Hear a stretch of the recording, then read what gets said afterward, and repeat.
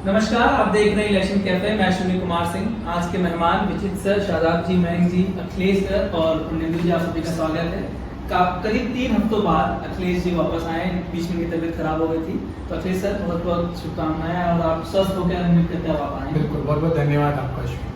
तो आज आए और आज हम बीजेपी का विषय भी डिस्कस करने वाले हैं। तो सौभाग्य दिखाई दे रहे हैं कि आज हम बात करने वाले हरियाणा की, क्योंकि हरियाणा में सरकार अल्पमत में आ गई जैसा दावा किया जा रहा है कांग्रेस और जेजेपी के जरिए कि समर्थन नहीं है भाजपा सरकार के पास। सैनी साहब मुख्यमंत्री हैं और अभी मार्च में ही मुख्यमंत्री बने थे, मनोहर लाल खट्टर ने इस्तीफा दिया था। तो सवाल ये है, क्या सरकार के पास सच में बहुमत नहीं है जो दावा किया जा रहा है, या बहुमत परीक्षण कराया भी जा सकता है, क्योंकि उसके पीछे भी तर्क है कि 6 महीने से के बीच में वापस नहीं हो सकता।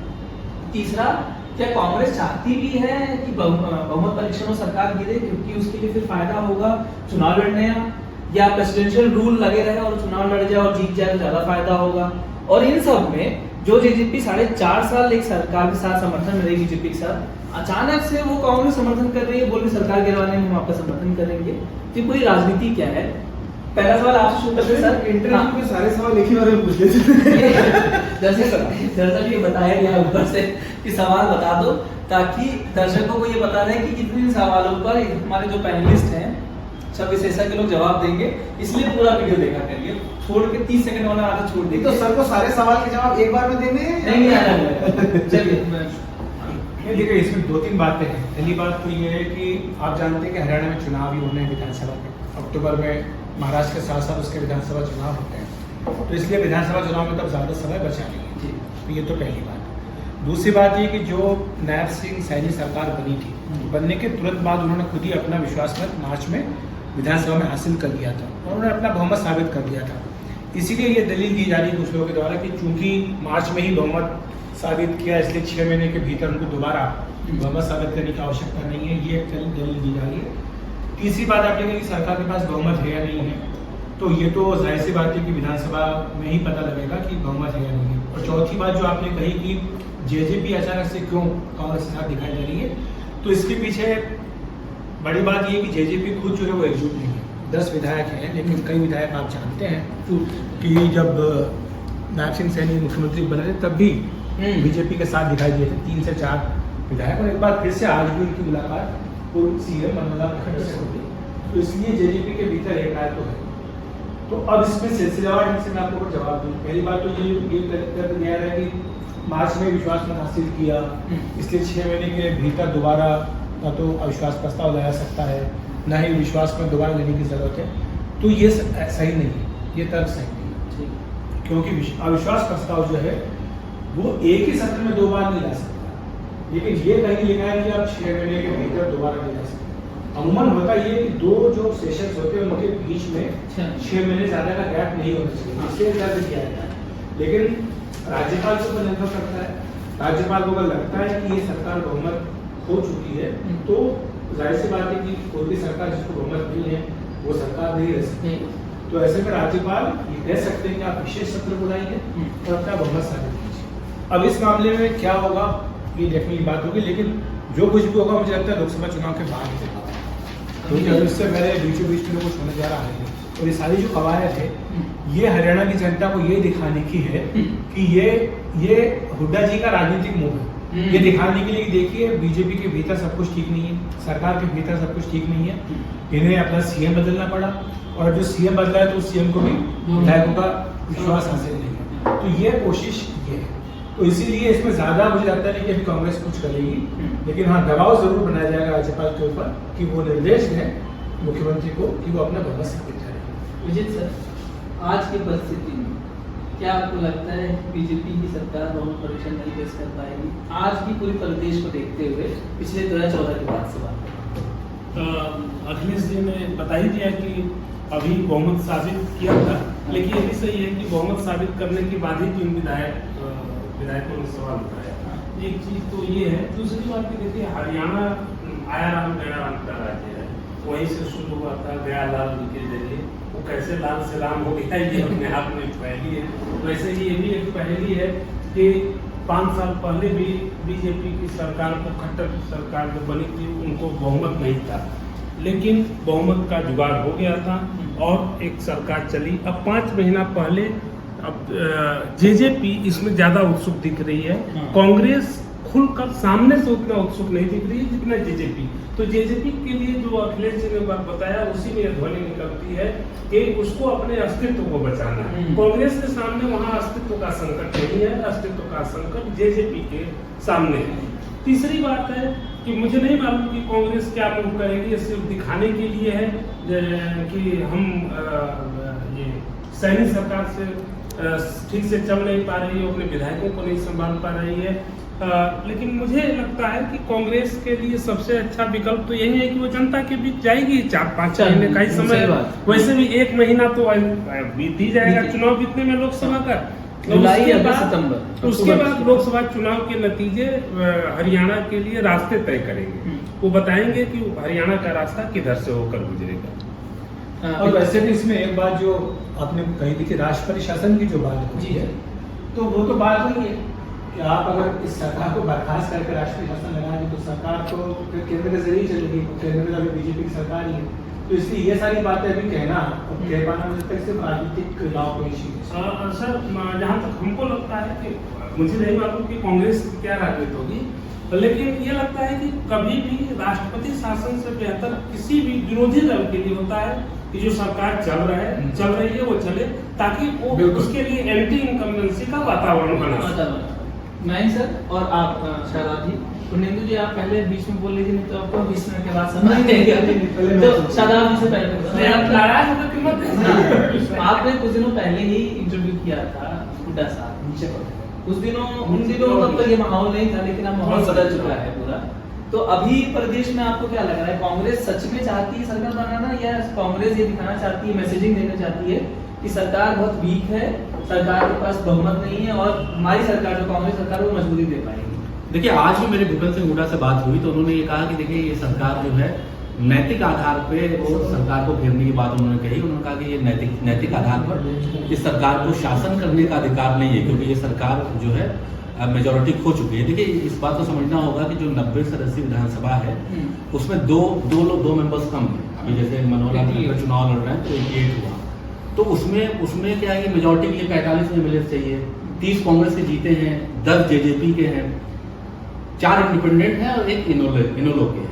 तो जैसा कि इन्होंने अखिलेश जी ने अभी इस बात का जिक्र किया कि 3 जेजेपी के जो एमएलए हैं वो आज मिले हैं, खट्टर साहब से जाके मिले हैं। तो माना ये जा रहा है कि वो उनमें टूट है, वो स्वाभाविक मिले हैं तो वो समर्थन दे देंगे, तो वो समर्थन दे देंगे तो ये सरकार बच जाएगी। क्योंकि 88 में अगर आप उस 88 से मेजोरिटी को जोड़ेंगे और जो 3 विधायक मिले हैं तो इसका मतलब इस सरकार के पास बहुमत है।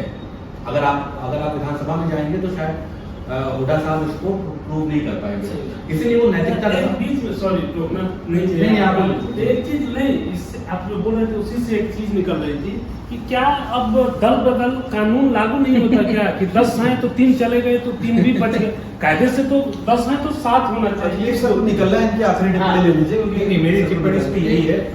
बहुत ही अच्छा सवाल आपने पूछा है और ये सवाल तो बहुत प्रासंगिक भी है।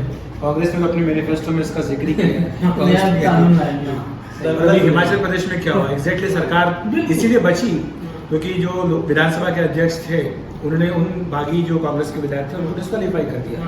एक तो स्पीकर, इसमें आप जानते हैं कि स्पीकर का फैसला ही होता है, तो उस वक्त तो स्पीकर का फैसला जो भी होगा उससे सरकार के भविष्य के ऊपर असर पड़ता है। छूट होगी तो जाहिर सी बात है, आप जानते हैं कि 2/3 चाहिए होते हैं, इसमें कम से कम उनको 7 चाहिए अपने एक अलग बनाने। यहाँ पर 3 या 4 की बात हो रही है, तो इसलिए ये तो बाद में होगा फैसला। लेकिन अगर मान लीजिए वो आते ही नहीं है, और आपको ये याद होगा कि जब मार्च में जब सैनी जी का वो आया था विश्वास प्रस्ताव, तो जो व्हिप आई थी जेजेपी तो इसीलिए ये सवाल जेजेपी को लेकर के बना रहेगा। कांग्रेस भी ये चाहती है कि जेजेपी भी एक्सपोज हो और बीजेपी भी। देखिए, इसमें एक बात और भी, अगर आप भूपेंद्र सिंह हुड्डा के बयान को सुने तो उन्होंने कहा कि हमने गवर्नर से मांगा है समय और हम अपने एमएलए को लेकर जाएंगे, और जेजेपी भी अपने सभी 10 एमएलए को लेकर आ जाए। तो वो भूपेंद्र सिंह हुड्डा इस बात को जानते हैं या कांग्रेस इस बात को जानती है कि जेजेपी के पास 10 एमएलए नहीं, नंबर्स में तो 10 हैं लेकिन वो भाजपा के साथ चले गए जो उनके एमएलए हैं। इसीलिए वो दोनों पार्टी को एक्सपोज करना चाहते हैं, भारतीय जनता पार्टी को भी और जेजेपी को भी। देखिए, जेजेपी का भी इसमें स्टैंड समझना होगा कि वो अभी 4.5 साल तक तो रहे साथ में, अचानक ऐसा कि वो हट गए तो इसके बारे में जो हरियाणा के जो जानकार लोग हैं या जो पत्रकार हैं वो बताते हैं कि ये सब कुछ लोकसभा चुनाव की वजह से किया गया, क्योंकि जेजेपी को ऐसा लगता था कि अगर वो भाजपा के साथ मिलकर चुनाव लड़ेगी लोकसभा का तो शायद वो उतनी सीटें नहीं निकाल पाएंगे, और जो जाट वोट है उसमें एक बंटवारा होगा कांग्रेस में, क्योंकि देखिए जो कांग्रेस की जो लीडरशिप है भूपेंद्र सिंह हुड्डा की लीडरशिप है। तो ये क्या भाजपा की राजनीति है कि आप अलग होकर लड़िए, जाट वोट को काटिए, या जेजेपी की खुद की पॉलिटिक्स? देखिए ये आपने बड़ा अच्छा सवाल किया, क्योंकि यही सवाल अपोजिशन भी कह रहा है बार बार कि ये जो कुछ भी हुआ है ये आपसी सहमति से हुआ है, क्योंकि जो आदमी 4.5 साल तक आपके साथ सत्ता में था, अचानक ऐसा क्या हो गया, कोई बात भी नहीं हुई, सब कुछ ठीक चल रहा था, सरकार ठीक चल रही थी, वो डिप्टी सीएम बने हुए थे, उनके लोग मंत्री थे, अचानक उन्होंने पाला बदल दिया। तो इसका एक बड़ा, देखिए राजनीति में राजनेता जो है वो मौके की नज़ाकत को देखते हुए फैसला करते हैं, और जो जाट वोट है, जो सबसे बड़ा वोट परसेंटेज है वहाँ पे, उसके लिए जो जंग हुई है उसमें जेजेपी का ये स्टैंड रहा है कि हम साथ रहेंगे भाजपा के तो हमको नुकसान हो, और भाजपा का भी ये मानना था। तो ये जो आपने सवाल किया, ये बिल्कुल राजनीतिक गलियारों में कहा जा रहा है कि बिल्कुल इस बात की पूरी संभावना है कि ये आपसी सहमति से हुआ है। और जहाँ तक ये सरकार की मेजोरिटी प्रूव करने की बात है, देखिए बहुत साफ है कि कोई ऐसा लगता नहीं है कि देखिए गवर्नर साहब नहीं बुलाएंगे, ऐसा लोग कह रहे हैं कि वो एक, लेकिन जो नैतिकता का सवाल है सिर्फ अभी वही है कि लोकसभा चुनाव में तात्कालिक फायदा कांग्रेस उठा दे, वो भी यही चाहिए। नहीं सर, ये एक ऐसा तलाक था जो राजीव गांधी से हुआ था बीजेपी और जेजेपी के बीच में, और वही जेजेपी 2 महीने बाद कह रही है भाजपा की सरकार गिरवा देंगे। तो मैसेजिंग क्या देने की कोशिश कर रहे हैं? क्या वो अपने जो उनकी माता जी ने पहले माफी मांगी किसानों से कि हमें माफ कर दीजिए, और अब आप सरकार के खिलाफ जा रहे हो और बोले सरकार गिराने में हेल्प करें, जो कि आपके पास संख्या ही नहीं है। तो आपको लगता है कि ये मैसेजिंग देने की कोशिश है कि भाई हम इनके साथ नहीं है, इसलिए आप हमें नाराजगी के नजरिए से मत देखो, आप हमें समझो, हमको दूसरे सहानुभूति फैक्टर के जरिए आप हमें वोट दे दो। आपको क्या पॉलिटिक्स? हाँ, एकदम वही है। और कुछ रेयर चीज हुआ है हरियाणा में, देखिएगा सिटिंग एमपी उस समय बात नहीं हुई थी कि उनका टिकट कटेगा बीजेपी की, उन्होंने छोड़ा। उसके बाद ये 3 ठीक लोकसभा चुनाव से पहले 3 इंडिपेंडेंट्स का कहना कि हम बीजेपी को समर्थन नहीं देंगे, इसका मतलब इन सबको सेंस हो रहा है कि एंटी इनकम्बेंसी है। और एंटी इनकम्बेंसी उसका भी देखिए, हरियाणा में 2 टर्म स्टेट असेंबली में 2 टर्म स्टेट गवर्नमेंट है, 2 बार इनको 10 में 10 सीट मिला है, 3 सीट हुआ है, और उसमें भी लास्ट 2019 में तो मेरे ख्याल से हरियाणा भी वो स्टेट है जहाँ 50% ज़्यादा वोट चल रही है। तो भयानक चीज उस स्टेट में एक सिटिंग एमपी का छोड़ देना और 3 इंडिपेंडेंट का, तो इसका मतलब है कि इनको परसेप्शन है कि एंटी इनकम्बेंसी है। अब एंटी इनकम्बेंसी से का सीधा बीजेपी को नुकसान हो सकता है, उतना ही नुकसान जेजेपी को होगा। अब जेजेपी का पब्लिक परसेप्शन में ये इमेज देने की कोशिश कर रही है कि हमको इनसे बोलने वाला नहीं है, हम एकदम अलग हैं, और एंटी इनकम्बेंसी अगर है तो मेरे खिलाफ नहीं आना चाहिए। लेकिन लोग ये सब समझते हैं, नेता भी कैलकुलेशन करते हैं, लोग भी अपना कैलकुलेशन करते हैं, उनको भी पता है। एंटी डिफेक्शन में एक उदाहरण है हरियाणा का, शायद बंसीलाल की सरकार थी, 2 बार उन्होंने पूरे पार्टी को मर्ज कर दिया। भजनलाल नहीं, ये 70 के आसपास, वो जनता पार्टी के मुख्यमंत्री थे और पूरी पार्टी के साथ कांग्रेस भजनलाल नहीं है। फिर बात तो वहाँ नियम कानून एंटी डिफेक्शन वगैरह नियम कानून तो ये सब जैसे जी आपसे आखिरी इसके बाद थोड़ा सा विषय जो आज इन्होंने कहा है कि वो विषय अलग नहीं है, हिंदू मुस्लिम वाला, उस पर आएंगे। पहला सवाल ये था कि 19 और 14 में 2 बार की सरकार, लेकिन 14 के बाद जो 19 की सरकार बनी उसमें ये इनके पास मेजोरिटी नहीं है, इनको समर्थन लेना पड़ा, तभी ये कयास लगा कि मुख्यमंत्री बदले जाएंगे। लेकिन मुख्यमंत्री बदले वो 4.5 साल था, जो बीजेपी का ट्रेंड रहा है, मुख्यमंत्री बदल दो, एंटी इनकम्बेंसी को खत्म कर दो। आपको लगता है कि वो फैक्टर यहाँ काम नहीं कर रहा, इसलिए पाला बदली शुरू हुई? नहीं अश्विन, ये देखिए कि इसको थोड़ा ब्रॉडर पिक्चर में देखना होगा। जैसे कि मयंक सर अभी बोल रहे थे कि एंटी इनकम्बेंसी की बात, तो ये जो लोकसभा चुनाव चल रहा है इसमें कुछ नए फीचर्स हमें देखने को मिल रहे हैं। पहले हमें जिस तरह से एक परसेप्शन था कि एनडीए का बहुत एज है, विपक्ष कहीं दिख नहीं रहा है, लेकिन जैसे जैसे फेजेस बढ़ रहे हैं और आप कुछ बदलाव आपको नजर आ रहा है। खास बात यह है कि जो प्रधानमंत्री जिस तरह से अपने भाषण दे रहे हैं, ऐसा लगता है कि जो कांग्रेस जो एजेंडा सेट कर रही है वो उसमें आकर के बातें कर रही है। कांग्रेस ने जब कास्ट सेंसस की बात की, आरक्षण की बात की, कांग्रेस उसको बहुत ज्यादा पिच कर रही है। एक मैसेजिंग कांग्रेस के लोग ये देना चाहते हैं कि 400 का नारा संविधान बदलने के लिए दिया गया है। संविधान अगर ये बदलेंगे तो आपको जो दलित पिछड़ों को जो आरक्षण मिल रहा है उसमें ये बदलाव करेंगे। इसको लेकर के राहुल गांधी बार बार अपने भाषण दे रहे हैं। उसकी वजह से ये जो और ये कुछ जगह इसका इम्पैक्ट भी राजस्थान वगैरह में कुछ लोग जो घूम के आए, ग्राउंड रिपोर्ट करके आए, उन्होंने हमें बताया महाराष्ट्र में ये बड़ा इम्पैक्ट है। फिर उसके खिलाफ प्रधानमंत्री मोदी को ये बयान देना पड़ा कि भाई आरक्षण तो ये बदलना चाहते हैं और जो पिछड़ों का, दलितों का आरक्षण है ये धर्म के आधार पर मुसलमानों को देना चाहते हैं, मुसलमान की वहां एंट्री हो जाती है। अब बहुत सारे मैंने विश्लेषकों को सुना और पढ़ा तो बहुत लोगों का मानना है कि इस चुनाव में जो प्रधानमंत्री की पॉपुलैरिटी है इसको नकार नहीं रहा है, लेकिन कहीं ना कहीं इलेक्शन लोकल भी हो रहा है। बहुत सारे स्टेट्स में लोकल इलेक्शन हो रहा है। राजस्थान में देखने को मिला, वैसा ही एक स्टेट आपका हरियाणा है।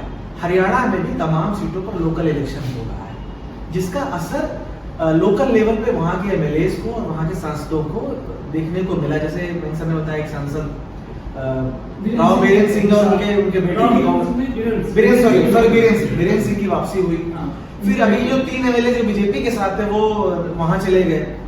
और 2019 के विधानसभा लोकसभा के तुरंत बाद, जबकि लोकसभा में वहां क्लीन स्वीप किया था, उसके तुरंत बाद जो है वो कांग्रेस ने एक अच्छा प्रदर्शन किया, 30 सीटें जीती और इनको बहुमत नहीं मिला, जेजेपी के साथ सरकार बनानी पड़ी। तो वो कहीं ना कहीं एक चीज देखने को मिल रही। फिर आप देखते हैं कि एक ईएसी की रिपोर्ट आ जाती है। अब वो आंकड़े उसमें अगर आप ध्यान से देखेंगे तो कोई बहुत नए आंकड़े नहीं है। हम सबको पता है कि 1950 से और अब में जो शेयर है वो हिंदू पॉपुलेशन का शेयर 84% से घट के 78% हो गया है और मुस्लिम पॉपुलेशन का शेयर बढ़ के वो 14% हो गया है। कोई नया आंकड़ा नहीं है, लेकिन जब इस तरह के आंकड़े अचानक से बीच में आते हैं और जिस तरह से उसमें बड़े पैमाने पर बात होती है तो वो कहीं ना कहीं चुनाव को प्रभावित करने वाली चीजें होती है। लेकिन मुझे लगता है विपक्ष और कांग्रेस इस हद तक तो कामयाब हुआ है कि उसने चुनाव को उस हद तक रोचक बना दिया है। और जब ये चुनाव, देखिए इसमें 2 फिनोमेना है। पिछली बार बालाकोट स्ट्राइक के नाम हुआ था, राष्ट्रवाद के मुद्दे पे चुनाव हुआ था, तो पहला जब बहुत ही नेशनलिज्म और उस तरह की चीजें। पहला तो एक था कि भाई कांग्रेस हद दर्जे की नाराजगी थी और मोदी में लोगों को जबरदस्त फूंक दिखा, जिसमें कोई दो राय नहीं। मोदी के भाषण को लोग, आप देखिए यूट्यूब पे लाखों मतलब व्यू आते थे उसके। आज क्या प्रधानमंत्री मोदी के भाषण पे उतने व्यू आ रहे हैं? एक सीधा कंपेरिजन कर लीजिए, मतलब हजार लोग लगातार बैठ के देख रहे हैं। अब लोग लगे भी 10 साल से वही भाषण सुन रहे हैं। तो इसीलिए लिखा था कि पहले और दूसरे चरण में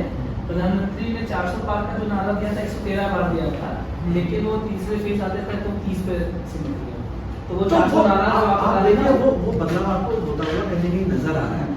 लेकिन क्योंकि बीजेपी एक ऐसी पार्टी है जो 24/7 इलेक्शन मोड में रहती है और उसकी मशीनरी का कोई मुकाबला नहीं। लेकिन विपक्ष अभी मुकाबले की स्थिति में है, ना तो उसके पास उस लेवल की फंडिंग है, ना तो उसके पास उस तरह का ऑर्गेनाइजेशन है, ना तो उसके पास उस तरह की चीजें हैं, ना वो हथियार है उसके पास जो आज के दौर में सबसे बड़े हथियार हो गए हैं। जिसका कि आप देखते हैं कि तमाम पार्टियों के लोग जो अब आप मतलब ये तो अजीब सी स्थिति है कि टिकट पार्टी के लिए आपने, और जब चुनाव आपका लाभ वो नॉमिनेशन अंत में आपने वापस करके उस दूसरी पार्टी को देना, ये तो रेयर ही घटना आपको देखने को मिलेगी। अब हरियाणा उसी का एक एग्जाम्पल है कि अब चीजें किस तरह से वहां भी बदल रही है। क्योंकि घाट मूवमेंट और इस सब चीजों को लेकर के हरियाणा में एक जबरदस्त तरह का ध्रुवीकरण है। और बीजेपी जो पॉलिटिक्स है वहां पे उस, जैसे हम यूपी में बात कर रहे हैं उस दिन की गैर यादव ओबीसी को लामबंद किया है, वैसे हरियाणा में उन्होंने जो गैर जाट वाली जो लामबंदी की है ओबीसी वाली, एक तो वो तो धार्मिक ध्रुवीकरण होता है, जाति ध्रुवीकरण नहीं है। क्योंकि हरियाणा की पॉलिटिक्स में आप पाएंगे कि जाट कम्युनिटी की डोमिनेंस, पॉलिटिकल डोमिनेंस ज्यादातर आप मुख्यमंत्री पाएंगे कि जाट कम्युनिटी से ही रहे हैं। बीजेपी ने एक नया प्रयोग किया, उन्होंने मनोहर लाल खट्टर को बनाया। मनोहर लाल खट्टर तो किसी बहुत डोमिनेंट कास्ट के हैं नहीं, तो पंजाबी समाज से आते हैं, जो कि हरियाणा में कोई इनका बहुत ऐसा वो 36 बिरादरी की बात होती है हरियाणा में, 36 बिरादरी तो पंजाबी कम्युनिटी है वहाँ पे, लेकिन ऐसा बहुत उनका न्यूमेरिक आधार पर कोई बहुत डोमिनेंस है। लेकिन वो रिप्रेजेंट किसको करते हैं? वो रिप्रेजेंट करते हैं गैर जाट बोलबंदी को, उसके फेस बने। अब उन्होंने क्या किया, नया जब वो हुआ उनसे नाराजगी बढ़ रही थी तो बीजेपी ने सोचा उनको हटाया क्या, मतलब नायब सिंह सैनी को बनाया, तो करते थे। सैनी समाज का वहाँ एक अच्छा होल्ड है और सैनी नायब सिंह सैनी जो है वो सांसद थे आपके कुरुक्षेत्र के। तो पूरी पॉलिटिक्स में अगर आप देखेंगे तो जेजेपी का साथ आना, फिर 4.5 साल बाद अलग होना, और कहा जाता है कि जेजेपी भी जो बीजेपी के मास्टर प्लान का ही हिस्सा है, ताकि वो, अब आप देखिए कि उनके दुष्यंत चौटाला का बयान क्या है कि उनका कहना है कि भाई हम तो कांग्रेस को सपोर्ट देने को तैयार हैं, लेकिन हुड्डा अगर इनकी सरकार नहीं गिराते इसका मतलब है कि सीबीआई और ईडी से डरे हुए हैं। तो वो जाट वोट में डेंट करके इनडायरेक्टली जो फायदा किसको होगा, वो बीजेपी को होगा। बहुत सारे विश्लेषकों का ऐसा मानना है कि जेजेपी एक बड़े गेम प्लान का हिस्सा है। सच्चाई क्या हम नहीं जानते, हम उसका दावा नहीं करते, लेकिन बहुत सारे हरियाणा के तमाम जो विश्लेषक हैं, वहाँ के सीनियर जर्नलिस्ट हैं, वो अब इस तरह की बातें करते हैं। 4 दिन के बाद देखना होगा कि जो ये दाव चल रहे हैं कितना इम्पैक्ट पड़ा। तो ये आखिरी सवाल जो उन्होंने शुरू किया, शगुफा छोड़ा हिंदू मुस्लिम वाला, उस पर आपसे पहले सवाल कर लेते हैं बहन जी कि इकोनॉमिक एडवाइजरी ने आंकड़ा जारी किया और आंकड़े में सही बात है, आंकड़े गलत नहीं है, आंकड़ा सही है, लेकिन आंकड़े को पेश करने का तरीका और टाइमिंग पे सवाल है कि आप फर्टिलिटी रेट को क्यों नहीं कंपेयर करते हैं कि जहाँ फर्टिलिटी रेट मुसलमानों को कम है, हिंदुओं के मुकाबले कम हुआ है पिछले सालों के मुकाबले में। तो जो आंकड़े पेश किए और इस खास इस समय पर वो एक मौका मिल गया कि हिंदू मुसलमान फिर से करते हैं। और जैसे भाजपा पे कांग्रेस का आरोप लगा रहा है ऊपर, बीजेपी खासकर, कि आप रिजर्वेशन हटाएंगे मुसलमानों को दे देंगे, तो फिर वो लोग सोच लेंगे कि वो मुसलमान को रिजर्वेशन दे रहे हैं। यहाँ देखिए मुसलमानों की पॉपुलेशन 47% बढ़ गई, इसका मतलब कि भाजपा ने कुछ किया ही, मतलब कांग्रेस ने 60 सालों में सिर्फ मुसलमान बढ़े हैं। जैसा मालवीय का ट्वीट भी था मालवीय। हाँ, इसमें सब आदमी चुनाव जीतने के लिए अपना हथियार यूज करता है, तो उसमें कोई टाइमिंग पे लोग सवाल उठाते हैं। एडवाइजरी जो बताते हैं लोग कि इस टाइप के एडवाइजरी ग्रुप जो होते हैं वो संवैधानिक पोस्ट होते हैं और थोड़ा सा इनको समय, मतलब ये पॉलिटिकल पार्टी के लिए काम नहीं करते, सरकार देश के लिए काम करते हैं। हम उस रिपोर्ट के बारे में टाइमिंग पे हमको लगता है कि हाँ, जिसको पॉलिटिक्स करना है उस रिपोर्ट के बारे में थोड़ा सा रिपोर्ट पढ़े नहीं है, उस पर जो रिपोर्टिंग भी उसको पढ़े, उसमें क्या पुराना है और क्या नया है। सारा डेटा हमको ऑलरेडी 2014-15 में रिलीजियस डेटा आ गया था, तो अपडेटेड 2011 तक था, और ये सारा फैक्ट हमको पहले से ही पता था कि ऐसा हुआ है, स्टेट वाइज ब्रेकअप ये सब कुछ। इसमें नया है और उसका कंक्लूजन नहीं बताता। इसमें नया ये है कि मेजॉरिटी और माइनॉरिटी का पॉपुलेशन डायनेमिक्स 167 कंट्री में के सारा है। हाँ, उसमें मेन कंक्लूजन है कि जो लिबरल वेस्टर्न डेमोक्रेसी है वहाँ वहाँ का पॉपुलेशन मिक्स बहुत तेजी से चेंज हुआ है। जैसे जर्मनी में पूरी तरह से चेंज हो गया, फ्रांस में चेंज हो गया, कुछ दिन पहले ब्रिटेन का सेंसस का रिपोर्ट आया था, वहाँ भी एकदम से चेंज हो गया। यूएस में हमको पता ही है कि वो इमेजिन का देश है, वहाँ चेंज हो गया।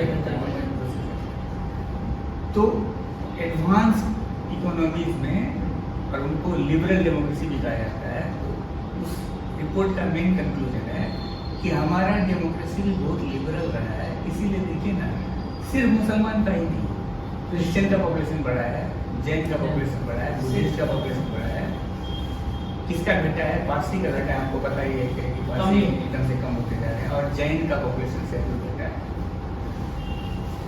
उसको कंपेयर, बाकी जो कंक्लूजन है उसको हाईलाइट नहीं किया गया है कि यूके में क्या हुआ है, फ्रांस में क्या हुआ है, जर्मनी में क्या हुआ है, यूएस में क्या हुआ है, कनाडा में क्या हुआ है।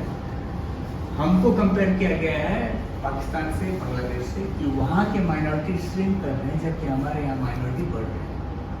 ये रिपोर्ट का मेन कंक्लूजन है।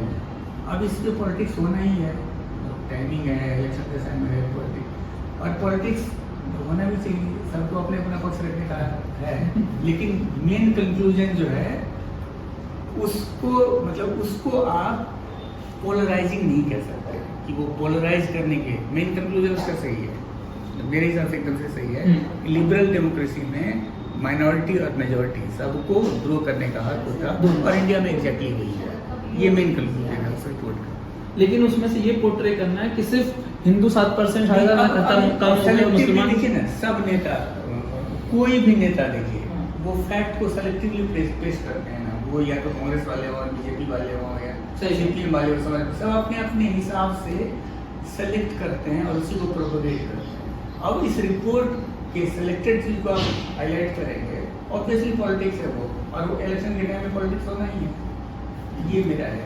तो निश्चित सर, आपको लगता है कि टाइमिंग और जिस तरीके से उसको प्ले किया जा रहा है आगे सबके, कि कहा गया कि जो बहुसंख्यक देश, जैसे हमारे इंडिया में बहुसंख्यक हिंदू है तो वहाँ हिंदू कम हुआ, लेकिन बांग्लादेश में बहुसंख्यक मुसलमान है, लेकिन बांग्लादेश में मुसलमानों की जनसंख्या बढ़ी है। ठीक है, ऐसे आज के चार्ट है उसमें दिया हुआ है। तो आपको लगता है कि जो, जैसा उन्होंने कहा लिबरल इकोनॉमी में, तो भाई दोनों को बढ़ने का स्कोप है और बढ़ना भी चाहिए, तो वो उसके लिए ही अच्छा है। लेकिन अगर उसी को हम इस तरह नजरिए से रखें कि भाई देखिए हिंदू बढ़ गए, हिंदू कम हो गए लेकिन मुसलमान बढ़ गए, और फिर ये क्रिटिसिज्म करना है कि भाई देखिए 60 सालों में एक पार्टी की सरकार रही और उस पार्टी के समय में ही इन्हीं की पॉपुलेशन ज्यादा बढ़ी है जिस पे ये लोग पॉलिटिक्स करते हैं, उसमें मुसलमान हैं। एग्जैक्ट डेटा जो हम बताते हैं 34 करोड़ था 51 में हिंदू पॉपुलेशन, हाँ। अब 100 करोड़ के आसपास है। नहीं 2011 में 100 करोड़ के आसपास। 2011 में 51 से ना 50 51 से मतलब करीब 30-34 करोड़ 60 साल में। मुसलमान मतलब करीब 3 गुना बढ़ गया। हाँ। मुसलमान का पॉपुलेशन था 3.5 करोड़, अब अब 17 करोड़ के आसपास हो गया। 14 उसमें मैं दिया है। सर इसमें एक कमेंट करना चाहता हाँ। हूँ कि मैं तो तो मुझे लगा कि एक का पॉपुलेशन 3 गुना बढ़ा हाँ और दूसरे का पॉपुलेशन 5 गुना बढ़ा। 5 टाइम। लेकिन नंबर्स में देखेंगे तो वो कम है, हाँ। परसेंटेज में ज्यादा है। हाँ, तो अब वही है कि सेलेक्टिव रिव्यूअर हाँ। मैं तो इसके बारे में भाई आपने जैसे वो मैम भी बोलते थे कि तैयारी कुछ करके आते थे, आप कुछ और बोल देते थे। ये मेरे साथ और मैं कुछ पढ़ के नहीं आया, तो वास्तव में मुझे बहुत जानकारी नहीं है, तो आंकड़ों की बात बस एक मिनट में बोल हाँ, हाँ, बोलिए आराम से बोलिए सर। तो इसीलिए इसको कुछ नहीं कहूँगा। देखिए ये है आंकड़ों का खेल। 2011 में जब आया था तो उस समय कहा गया था कि उन पिछले 10 वर्षों में मुसलमानों के बढ़ने का अनुपात हिंदुओं की तुलना में कम हुआ। नहीं वो नहीं है। बच्चों के पैदा होने का गिरावट की रफ्तार जो थी मुसलमानों में कम बहुत तेजी से बढ़ी थी, गिरती थी, घटी हाँ। क्योंकि पहले 70 के दशक में और 80 के दशक में ग्रोथ रेट बहुत ज्यादा ज्यादा, था, हाँ। उससे बहुत तेजी से गिरावट। इससे हाँ, बेसिकली तो उसको कांग्रेस अपने हिसाब से कर रही थी। हाँ। कांग्रेस ने उसको किया भी, तो देखो ऐसा लगता है ये सब चीजें नहीं है। तो देखिए स्टैटिस्टिक्स के बारे में ये किस्म का आंकड़ों का खेल है। और एक किस्सा सुनाता हूँ। ब्रिटेन में एक प्रधानमंत्री थे डिजराइल, वो अर्थशास्त्री भी थे जैसे अपने मनमोहन सिंह थे। उनका एक प्रसिद्ध कथन है कि there are 3 types of life, first is life, second is wild life and the third and the biggest life is statistics. तो मैं उस पर कोई टिप्पणी नहीं करूंगा कि उन्होंने सही कहा है गलत कहा, लेकिन मैं घुमा कर बात को हरियाणा ले जाऊंगा क्योंकि मैं हरियाणा पर ही और हरियाणा वही पड़ गया है। नहीं, आपने बताया था कि आप हरियाणा पर बात करेंगे, आप दोनों को ने बताया था, इसलिए मैं उसके लिए तैयार ये बात देखिए हरियाणा से ही निकली है, बात हरियाणा से ही निकली है, हाँ। क्योंकि हरियाणा हमारे देश का हिस्सा है और देश की राजनीति से अलग नहीं है सर। मैं एक चीज बताना बस हरियाणा से लेकर के कि हरियाणा में जैसे आप ही के बाद से मुझे दिमाग में आया कि ओबीसी को बीजेपी साध रही है। 2014 में प्रधानमंत्री नरेंद्र मोदी की सरकार बनी, उसके बाद जिन राज्यों में चुनाव जीते उन्होंने प्रयोग करने की कोशिश की और इसीलिए जिसका वर्चस्व जहाँ पर है उस वर्चस्व को तोड़ करके उन्होंने मुख्यमंत्री दिया। उन्होंने हरियाणा में जहाँ जाटों का बाहुल्य था और प्रभुत्व भी था, वहाँ एक गैर जाति नहीं, एक तरह से गैर हरियाणवी जैसा जो मनोहर लाल खट्टर को बनाया, मराठा महाराष्ट्र में एक ब्राह्मण को बनाया और आदिवासी झारखंड में एक वैश्य को बनाया। तीनों जो मूल हैं प्रभावशाली हैं उनसे बिल्कुल अलग, लेकिन वो प्रयोग उनका बहुत सफल नहीं रहा। वहाँ पर सरकार चलेगी, झारखंड में तो मुख्यमंत्री तक हार गए, यहाँ पर आप बहुमत से अल्पमत में आ गए और हरियाणा महाराष्ट्र की तस्वीर भी सामने ही है। मैं उसको कोई फायदा नहीं हुआ। तो हमें लगता है कि दूसरी बात के समय पर जो मुख्यमंत्री बदल देते हैं चुनाव से ठीक पहले, ये प्रयोग इनका क्योंकि सफल रहा है गुजरात से लेकर के उत्तराखंड तक, लेकिन कर्नाटक में बुरी तरह विफल रहा है। तो अगर वास्तव में जनता के मन में नाराजगी होगी तो विफल होगा, नहीं होगी तो सफल हो जाएगा। बस इतना नहीं, एक तो अपने जो मैं बोलने वाला था जो उन्होंने अंग्रेजी में बोल दिया उसको मैं हिंदी में बोलता कि उसका हिंदी तर्जुमा मैं कर ही देता हूँ। कि कहा जाता है कि सबसे बड़ा झूठ होता है वो होता है सफेद झूठ। और उससे भी बड़ा झूठ होता है वो होते हैं आंकड़े, क्योंकि आंकड़ों को आप एक ही आंकड़े को अलग अलग तरीके से पेश कर सकते हैं। अब ये बात सही है कि हिंदुओं की तुलना में मुस्लिम आबादी ज्यादा तेजी से बढ़ी है और रेशियो में वो देखने को मिलता है, लेकिन उसी अगर आंकड़ों को ध्यान से देखेंगे तो उसके दूसरे पक्ष भी सामने आते हैं। जैसा कि नईम सर ने जिक्र किया कि जो बढ़ने की रफ्तार घटी है वो हिंदुओं की तुलना में मुसलमानों में ज्यादा घटी। मीन्स एक पॉजिटिव साइड आपको दिखता है। और अगर नेशनल फैमिली हेल्थ सर्वे के आंकड़े देखें, जिसके 5 दौर के अब तक हो गए, पहला वो 92-93 का है और आखिरी जो है वो 1921 का है। तो प्रति TFR जिसको हम बोलते हैं कि एक महिला के कितने बच्चे होते हैं, तो मुस्लिम कम्युनिटी में 92-93 वाली जो रिपोर्ट है वो कहती है कि प्रति महिला के 4.4 मतलब 4 से अधिक बच्चे थे। अभी जो है वो औसत घट करके 2.36 मतलब 2 से कुछ अधिक उनके बच्चे हैं। ऐसे ही हिंदुओं में वो पहले रेशियो था 92-93 में 3.3 जो घट के 1.94 हो गया, मतलब 2 से भी कम है। माना जाता है कि अगर 2.1 है प्रति महिला, 2.1 बच्चे, तो आपकी जो जनसंख्या की जो वृद्धि है वो स्टैग्नेंट हो जाती है, मतलब कि वो जनसंख्या वहीं स्थिर रहेगी। अगर आप 100 करोड़ हो और आपका टोटल फर्टिलिटी 2.1 है, तो आप आगे भी 100 करोड़ ही रहोगे। अभी जो हमारे देश की जो कुछ दिन तक तो बढ़ेगा, मतलब लेकिन फिर वो चाइना वाली हालत हो जाएगी, क्योंकि आपका जो मृत्यु दर है उसको देखते हुए 2.1 है, तो वो स्टैग्नेंट हो जाएगा। अब हमारा उससे भी कम, इंडिया में फिलहाल 2 आ गए। तो एक बात हुई कि जो टोटल फर्टिलिटी रेट है वो हिंदुओं में घटा है, मुसलमानों में घटा है। हिंदुओं की तुलना में मुस्लिम में ज्यादा है, लेकिन घटने की जो दर है वो मुस्लिम में ज्यादा, मतलब मुसलमानों में ज्यादा तेजी से घटी है। वो 2.36 आ गई है, जिस दिन वो कुछ दिनों में 2.1 भी आ जाएगी, क्योंकि घटती हुई ना 4.40 2.36 आई है, तो 2.1 भी आएगी। इसका मतलब है कि वो जनसंख्या स्थिर हो जाएगी और कल को 2.1 से नीचे आएगी। एक बात तो ये हुई मोटी बात। दूसरी बात है कि शिक्षा और आर्थिक स्तर का जो प्रभाव होता है जनसंख्या, हम जिसको कहते हैं कि क्योंकि वो भी इम्पैक्ट होता है कहीं। तो केरल में जो TFR है वो उत्तरी जो नॉर्थ इंडियन स्टेट्स उसकी तुलना में कम है, और केरल के जो मुस्लिम महिलाओं की जो टोटल फर्टिलिटी रेट है वो उत्तर की हिंदू महिलाओं से भी कम है।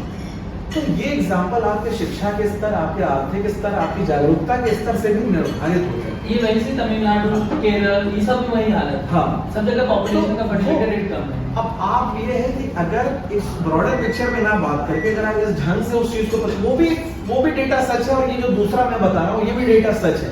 सवाल है आप कौन से आंकड़े को आप किस तरह से रखेंगे। राजनीति इसी का खेल है। अब जो इसमें बाजी मार ले जाएगा वो उसी को बिल्कुल देखिए, चूंकि हम लोग कंक्लूड की तरफ बढ़ रहे हैं, तो बिल्कुल ये कहूँगा कि देखिए एक पॉपुलेशन फाउंडेशन ऑफ इंडिया है, जिसका अभी वो ग्रुप में आया, जो न्यूज़ ग्रुप है, उसमें एक उनकी पूरी रिलीज आई है, जिसमें वो ये कह रहे हैं कि जो है जो डेटा है और जो जिस तरीके की कुछ लोगों ने जो जिस तरीके की रिपोर्टिंग की है वो थोड़ी मिसलीडिंग की है, क्योंकि जो डेटा की जो भावना थी उसको लोग, जैसा कि अभी सर ने भी कहा कि अपना फैक्ट है कि हम उससे क्या उठाते हैं। सपोज किया कि हमको 100 पन्नों की रिपोर्ट मिली और 100 पन्नों में 2 लाइन अगर हमको शूट कर रही है, तो हमने उस 2 लाइन को ही उस रिपोर्ट का सार बना के बता दिया कि देखो ये फैक्ट है।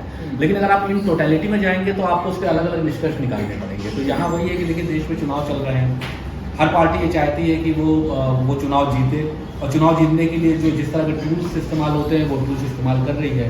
तो ये रिपोर्ट भी अभी आई है। रिपोर्ट की टाइमिंग के बारे में कहना तो बड़ा मुश्किल है मेरे लिए कि वो रिपोर्ट टाइम इस समय क्यों पब्लिश की गई, लेकिन इतना जरूर है कि अपना जो इसमें जो जिससे फायदा मिल रहा है वो राजनेता उस तरह से ध्यान दे रहे हैं, जिसको जिस डेटा के जिस हिस्से से फायदा मिल रहा है, लेकिन ये पूरा सच जो है वो कोई नहीं बता रहा। बस मैं इसी पर अपनी बात करूँगा। तो शुरुआत किए थे हम लोग 7 लोगों से, अंत में रह गए 4। वैसी जनसंख्या थी कि पहले बच्चा पैदा होते थे 4, जैसे जैसे दिमाग की ज्ञान की वृद्धि हुई, पैसा आया, डेवलपमेंट हुआ, विकास हुआ, वैसे से पॉपुलेशन कम होती जा रही। तो आज की चर्चा बस इतना ही। कल मिलते किसी और विषय के साथ। तब तक के लिए बहुत बहुत धन्यवाद। नमस्कार।